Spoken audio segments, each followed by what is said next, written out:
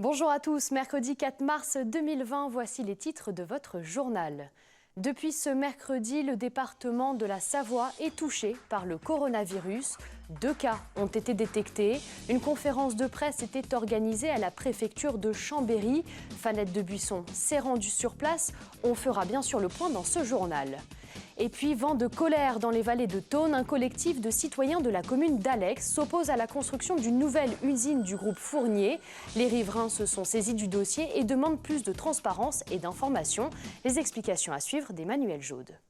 Je vous le disais dans les titres, 2 premiers cas de coronavirus ont été détectés en Savoie. C'est l'Agence régionale de la santé Auvergne-Rhône-Alpes et la préfecture qui l'ont annoncé ce mercredi. Il s'agit de 2 patients âgés de 30 et d'une quarantaine d'années. Un point presse était organisé ce mercredi à la préfecture de Chambéry. Fanette de Buisson était sur place. Nous sommes en préfecture de Savoie aujourd'hui à Chambéry où vient de se tenir une conférence de presse avec le préfet et le docteur Jean-Yves Graal, directeur général de l'ARS Auvergne-Rhône-Alpes. Bonjour. Bonjour madame. Alors 2 cas isolés en Savoie. Est-ce qu'il faut être inquiet sur le département?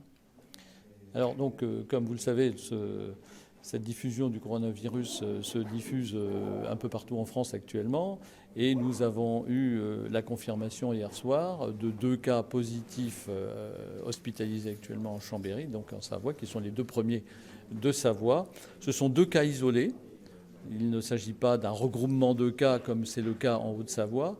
Et ces 2 patients ont une histoire tout à fait claire de contact préalable avec 2 patients déjà malades, un en Italie et un en Haute-Savoie. Donc ce sont des cas, ce qu'on appelle des cas isolés, qui n'ont rien à voir l'un avec l'autre, et dans 2 communes d'ailleurs totalement éloignées l'une de l'autre. À Mercury et à Ritt, est-ce que le dispositif au niveau des hôpitaux, que ce soit d'Annecy, de Chambéry, va évoluer avec l'apparition de ces nouveaux cas? On en est à 39 sur la Haute-Savoie et 2 en Savoie.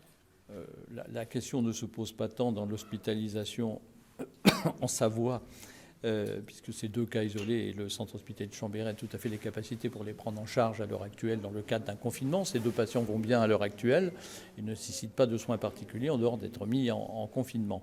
Néanmoins, comme vous le savez, un transfert a été effectué pour des raisons capacitaires de l'hôpital de Annecy à Chambéry. Et ce développement de ce cluster et surtout des patients au total en Haute-Savoie qui sont hospitalisés à Annecy vont nous amener probablement à revoir un peu la doctrine dans les jours à venir, c'est-à-dire à éventuellement ne plus hospitaliser les gens qui vont plutôt bien, à défaut d'avoir le coronavirus, et de prendre les mesures de confinement à domicile avec le lien avec la médecine de ville. Et donc c'est vers là où nous allons actuellement, en Haute-Savoie, puisque c'est là que se pose l'afflux des patients et la surcharge hospitalière à Annecy, pour des gens qui n'ont besoin finalement que d'être confinés. Et la doctrine jusque-là était de les mettre en milieu hospitalier, mais l'afflux et la bonne évolution avec le recul qu'on a de ces personnes qui finalement ne se dégradent pas, de les prendre en charge à domicile, ce qui permettra d'assouplir et de soulager les capacités hospitalières de l'hôpital d'Annecy, qui est en première ligne là, dans ce cadre-là.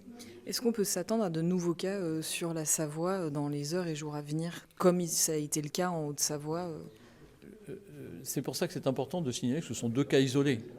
Et donc tout l'enjeu, il est de 2 ordres. D'une part, de savoir détecter des nouveaux cas dans un second temps à travers les gens qui ont été en contact avec ces 2 cas isolés dans le proche entourage. Et tout le travail qui a commencé, c'est d'essayer de déterminer les gens à haut risque de contagion, de leur donner les consignes particulières, c'est-à-dire de rester chez eux, et puis éventuellement d'appeler le 15 s'ils ont des signes qui apparaissent. Quant à l'arrivée de nouveaux signes, on ne peut pas prévoir. À l'heure actuelle, nous n'avons pas de cas en attente de dosage à ma connaissance à l'heure actuelle, mais ça peut venir et c'est totalement imprévisible, comme vous l'avez vu à travers ce qui se passe dans différentes localités en France actuellement. Merci beaucoup. Et j'en profite pour dire que pour le moment, le préfet de Savoie n'a pas pris de nouvelles mesures sur le département. Mais non, il n'y a aucune raison de prendre des mesures particulières pour la Haute-Savoie. Et la Savoie. Et la Savoie, pardon, au-delà de ce qui est déjà prévu par les directives gouvernementales. Et il n'y a pas de disposition particulière. En dehors, je vous dis, de rechercher les cas très proches qui peuvent avoir été contaminés et prendre les mesures nécessaires. Merci beaucoup. Le bilan ce mercredi du Covid-19 fait état de 51 personnes contaminées dans la région Auvergne-Rhône-Alpes. 39 personnes sont touchées en Haute-Savoie, c'est 10 de plus qu'hier. 2 cas ont donc été détectés en Savoie. Je vous rappelle le numéro vert si vous avez des questions liées au coronavirus, 0800 130 000. Après le maire de la Balme de Sillingy, c'est l'édile de la commune de Chênes en Semine, en Haute-Savoie, qui est touché par le coronavirus. Paul Ranard serait hospitalisé à l'hôpital de Chambéry, selon nos confrères du Dauphiné libéré. L'hôpital d'Annecy, lui, est surchargé. En revanche, Christian Monteil a été testé négatif au coronavirus, ainsi que 4 autres membres de son équipe. Le débat d'orientation budgétaire de Savoie-Mont-Blanc est maintenu, mais sans son président, qui restera en quatorzaine par mesure de prévention.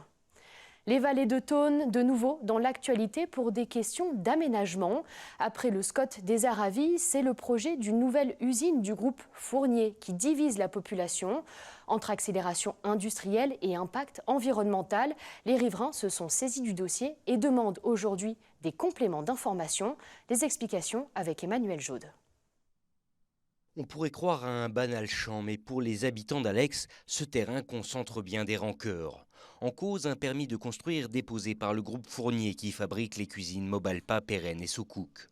La firme ambitionne en effet d'accélérer son développement sur le sur-mesure industriel via un nouveau site de production de plus de 20 000 m². Un projet qui effraie certains riverains qui ont vite monté un collectif et demandé des précisions sur les intentions du géant au Savoyard. On n'a pas eu toutes les réponses qu'on attendait, en particulier par rapport à l'incinérateur. Ce n'est pas un incinérateur, c'est une chaudière, mais avec les résidus de bois qui vont être brûlés à l'intérieur et dont on ne sait pas encore précisément ce qui sort exactement au niveau formaldéhyde, enfin tout ce qui peut sortir de bois plein de colle. De son côté, le groupe Fournier, qui va investir près de 40 millions dans le projet, se veut bien sûr rassurant. Il ne s'agit pas d'un incinérateur, mais bien d'une chaudière biomasse, prévue pour brûler les déchets de production tout en chauffant l'usine. Un système utilisé sur le site de Thônes depuis plusieurs années déjà. Le bois de classe B, ce sont nos déchets de bois, en fait, des déchets de nos panneaux qu'on va brûler. Donc il y a une catégorisation européenne des classes de bois. Le bois de classe A, c'est le bois naturel. B, c'est faiblement traité, non dangereux.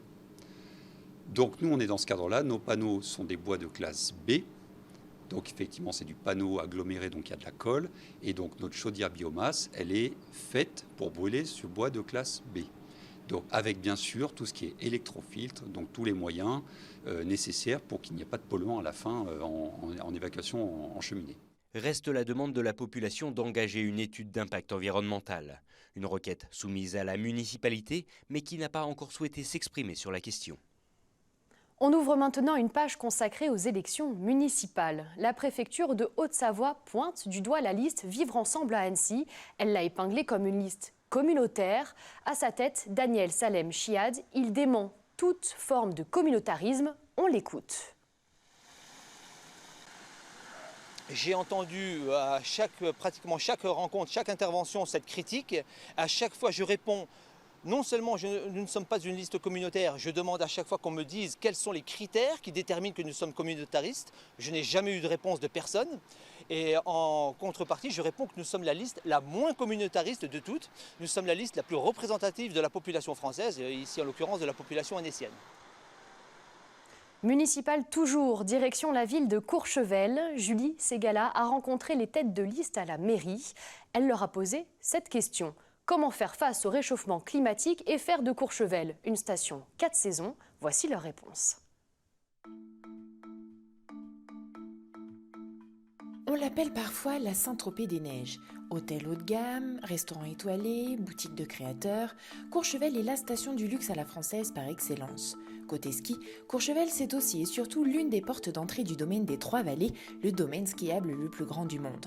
Pas étonnant alors que la commune attire les riches amateurs de glisse des quatre coins du monde.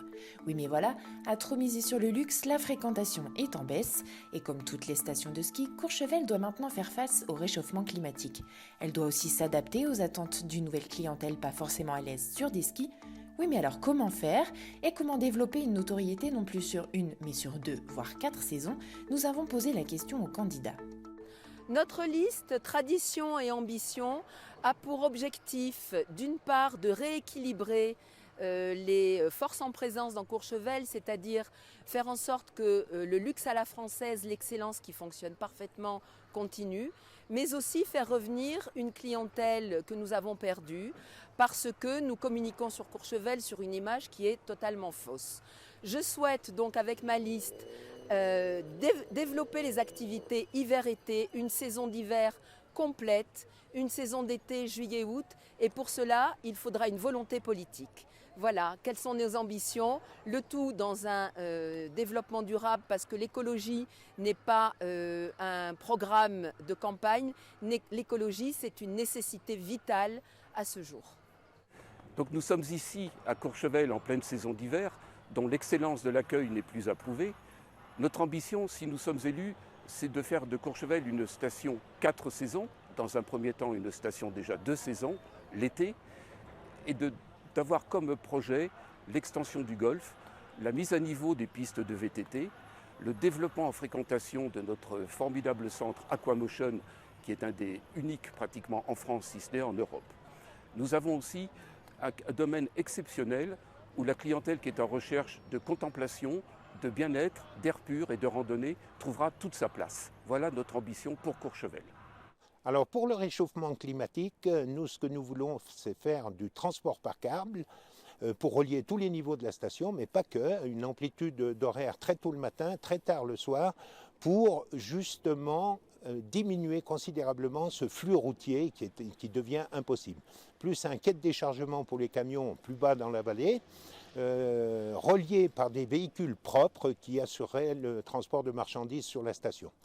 Au niveau du renouvellement de la clientèle, c'est vrai que Courchevel a une clientèle fidèle, de plus en plus fidèle, et de toute façon, nous, ce qui nous importe le plus, c'est de faire revenir cette clientèle qui a peur aujourd'hui de venir ou qui a fui Courchevel. Et pour l'attractivité 4 saisons, c'est vrai que nous avons des pistes, un centre de rééducation à la montagne comme à Cap-Breton, des stages d'oxygénation, des stages de formation, des stages pour les sportifs de haut niveau et reprendre les séminaires de direction. En janvier 2017, suite à la fusion entre Saint-Bon-Tarentaise et La Perrière, c'est Philippe Munier, alors maire Les Républicains de Saint-Bon, qui avait été élu maire de Courchevel.